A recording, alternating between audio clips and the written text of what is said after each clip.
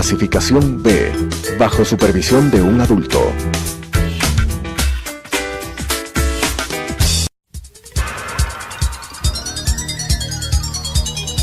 Las opiniones vertidas en este espacio por la producción y dirección del programa son de exclusiva responsabilidad de sus autores y de quienes intervienen en ellos.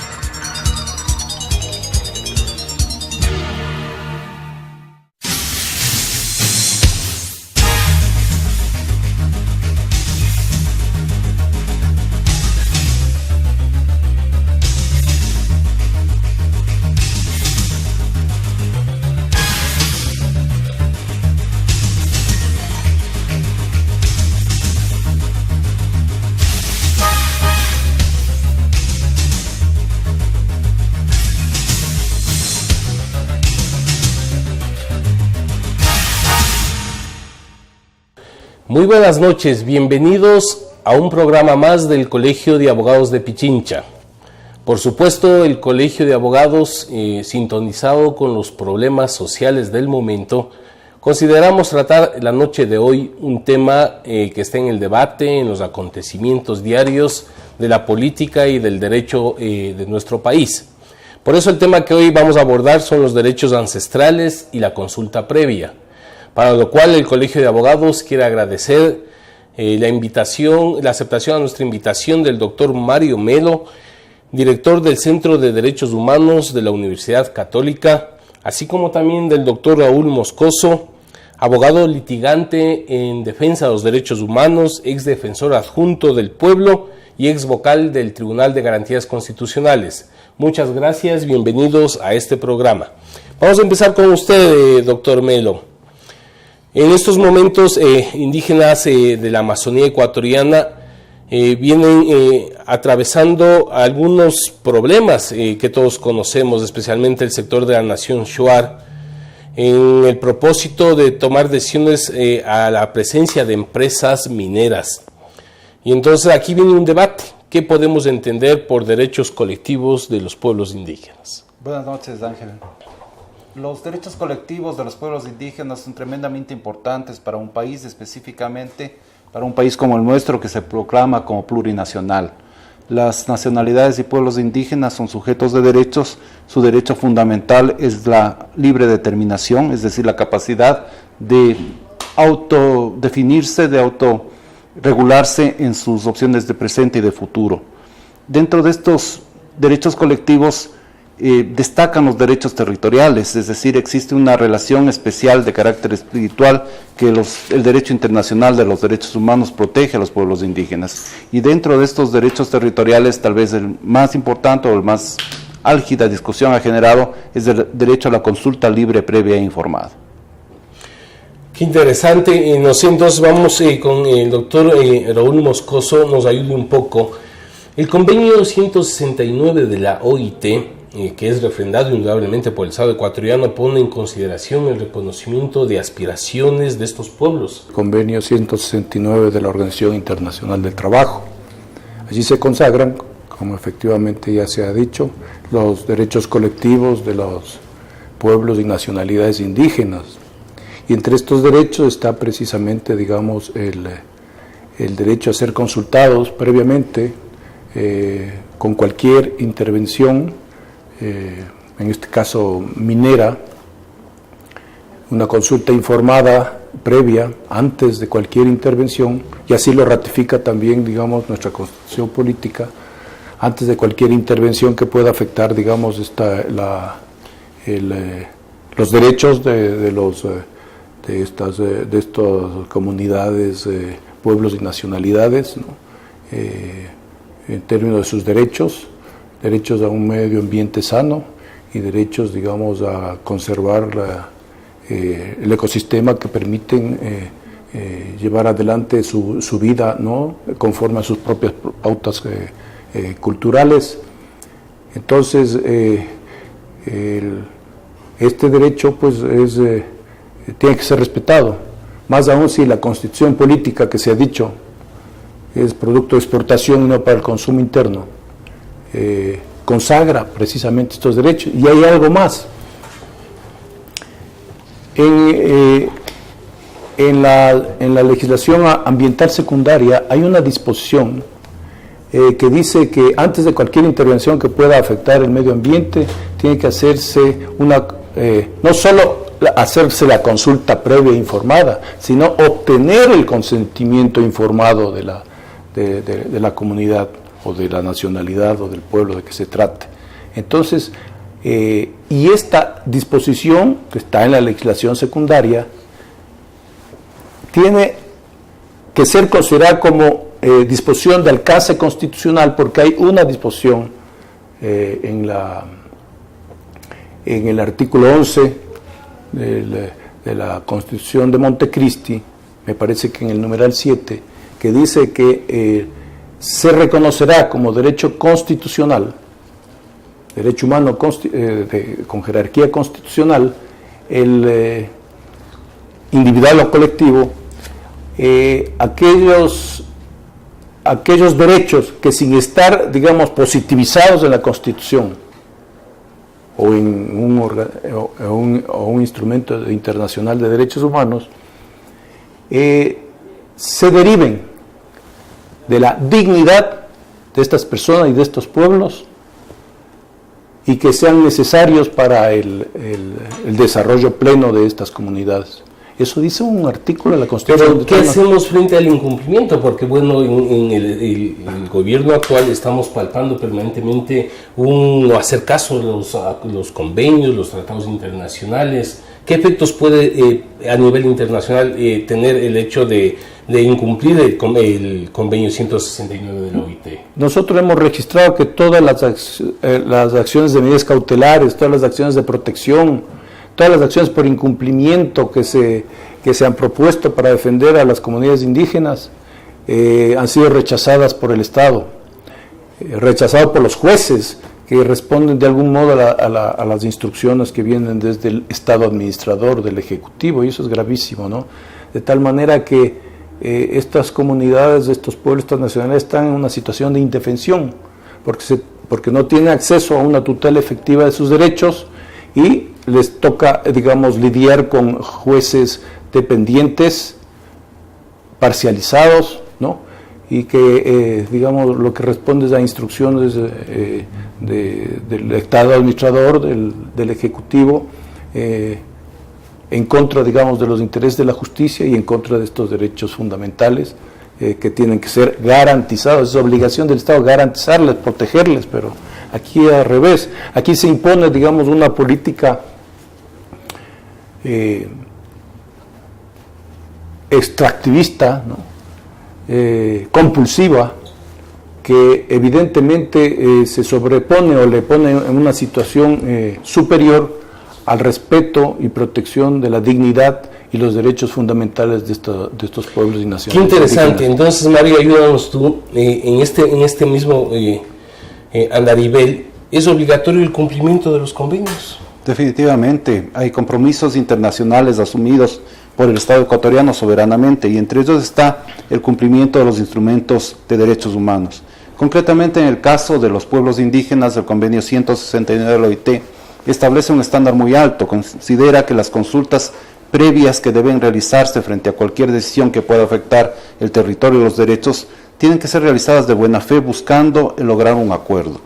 Entonces, hay una necesidad de que la consulta no solamente sea un ejercicio de validación de decisiones ya tomadas previamente por los estados, sino que sea un ejercicio de democracia, que se vaya a consultar a los pueblos y nacionalidades con la intención de incorporar los criterios de las nacionalidades y que se respete cuando un pueblo diga no a un proyecto de gran escala que pueda afectarles gravemente. Mario, ahí me salta una inquietud.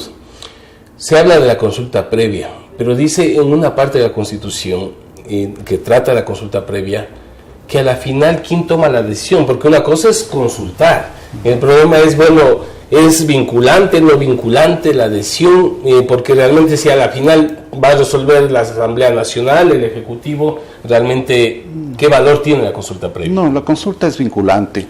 El artículo 398, que se refiere a otro tipo de consulta, que se llama la consulta ambiental ciudadana, establece un estándar muy bajo, es decir, Si es que toma un funcionario administrativo la decisión de hacer una consulta y los consultados rechazan el proyecto que se les consulta, entonces la autoridad superior toma la decisión. Pero estamos hablando ahora del derecho a la consulta que está previsto en el artículo 77, número 7 de la Constitución, que se refiere a la consulta a los pueblos indígenas.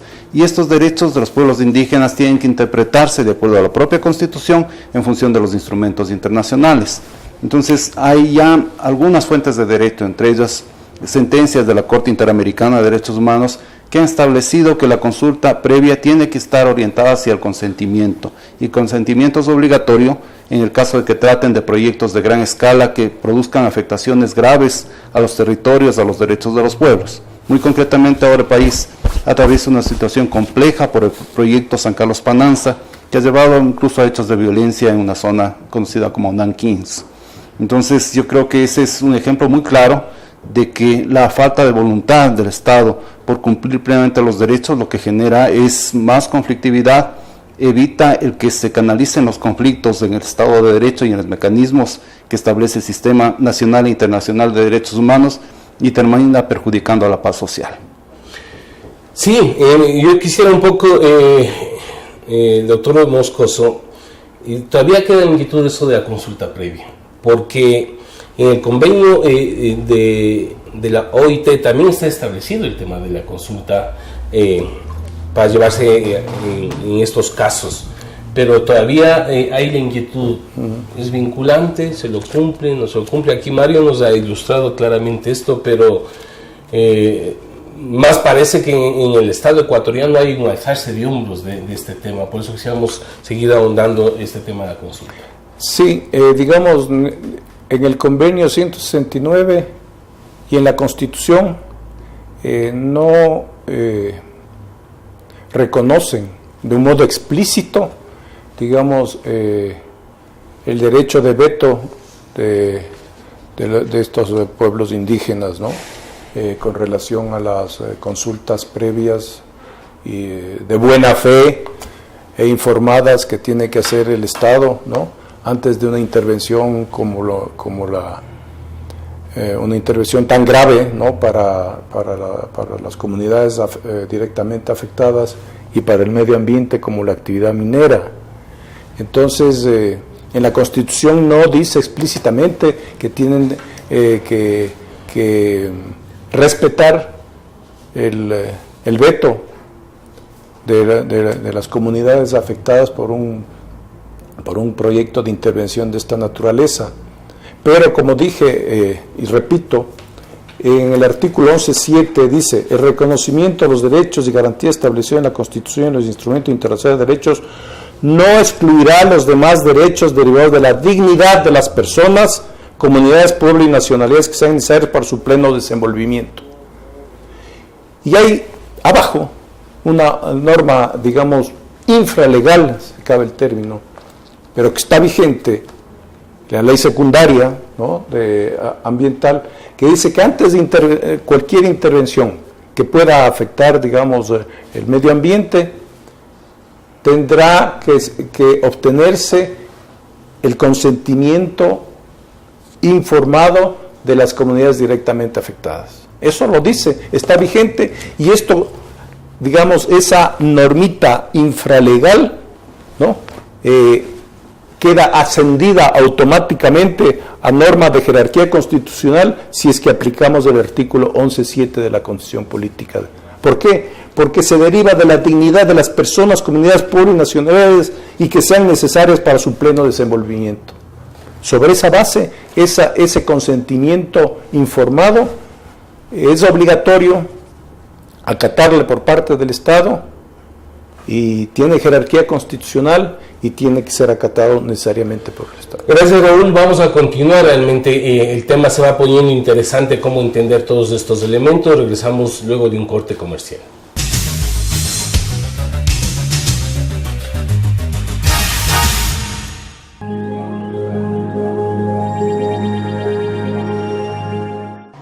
Adriana, cancélame todas las reuniones. No voy a ir a la oficina. Estoy con una jaqueca que no aguanto. ¡El jefe no viene!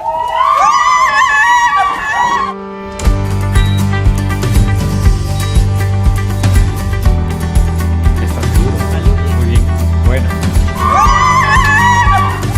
Cuanto antes vayas a Ecuasanitas, más rápido te curas. La empresa de medicina prepagada que cuida de ti. Ecuasanitas. Es bueno estar sano.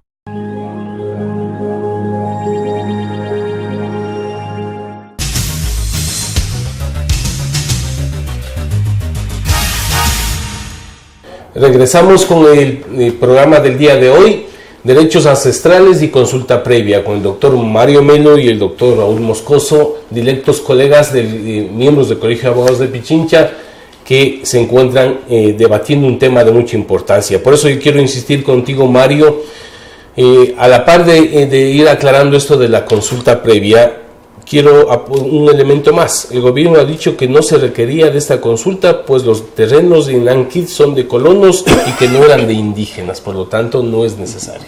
Bueno, en primer lugar, hay estándares internacionales de los cuales que son obligatorios para el Ecuador, que establecen que la consulta previa debe llevar al consentimiento y que el consentimiento es obligatorio en los casos en que se traten de operaciones de gran escala que puedan producir daños sensibles para los pueblos indígenas. Esto lo estableció la Corte Interamericana en el caso Saramaca contra Surinam del año 2007.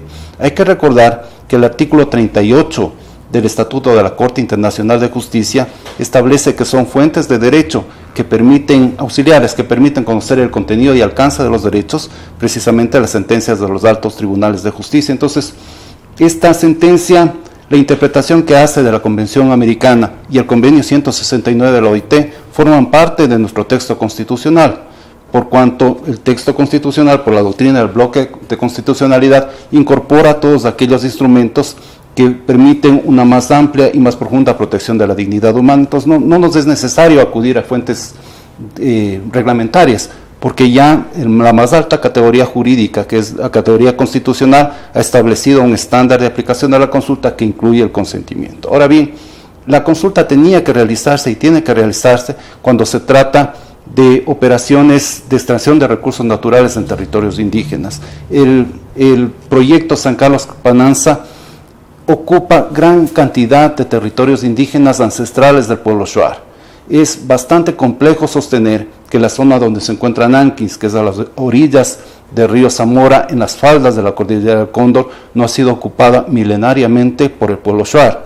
Ahora, el argumento de decir que hace 5, 10, 15 o 20 años algún colono logró adquirir una adjudicación de un pequeño predio en esa zona y que ese colono, esa persona, lo vendió a una empresa minera, no le resta a esa zona la condición de ser territorio indígena de ocupación ancestral. Entonces, el argumento que viene sosteniendo el Estado es un argumento insostenible. El conjunto del proyecto San Carlos Pananza tenía que haber sido consultado. Si se hubiera hecho la consulta conforme manda la Constitución y conforme mandan los instrumentos internacionales, muy probablemente el conflicto tan doloroso que ahora se vive no se estaría viviendo y se estaría tramitando de otra manera las aspiraciones de los pueblos indígenas. Gracias, Mario. Raúl, en el marco de esta aclaración que se nos está ayudando a quienes estamos en este programa y también a los televidentes, ¿se encuentra justificado el estado de emergencia? Bueno, eso es una pregunta difícil de contestar, pero desde la óptica de un gobierno que privilegia el extractivismo sobre el respeto de la dignidad y de los derechos de las comunidades, pues tiene sentido desde el punto de vista de ellos, ¿no? Pero desde el punto de vista del derecho, de los derechos humanos, es una barbaridad, porque digamos le da patente de corso para la represión, ¿no? Correcto, a eso me refería, como claro. Tú estás en este tema de los derechos humanos. Estamos básicamente por las redes sociales, porque no hemos escuchado mayormente por otros medios toda una agresión, una violentación de derechos, claro, de respetos, de todo un operativo a pretexto de estado de emergencia, sí, frente a un pueblo indefenso.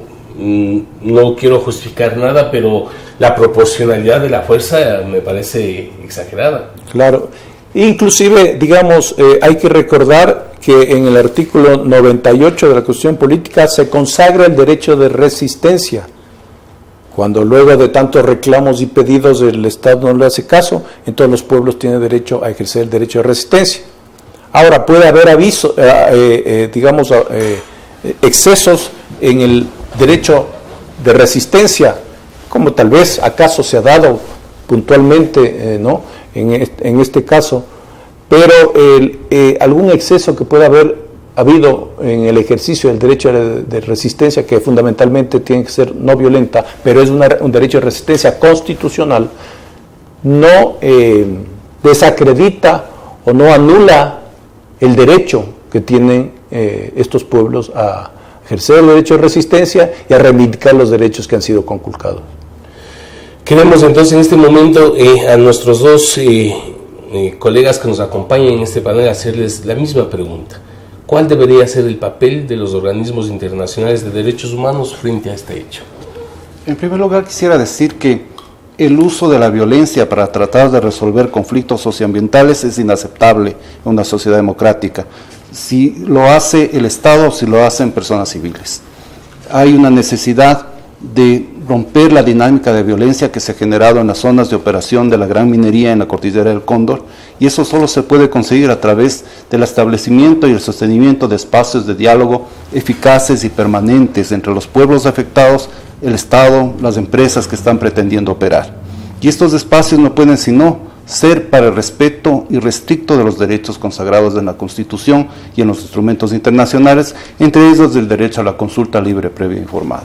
No ha sucedido eso, estamos lamentando ahora incluso pérdidas humanas y creemos que esta situación de alto riesgo para la seguridad de las personas que habitan en la cordillera del Cóndor tiene que ser solucionado cuando el Estado dé un primer paso a hacer un llamado a un diálogo fraterno entre ecuatorianos que evite más derramamiento de sangre.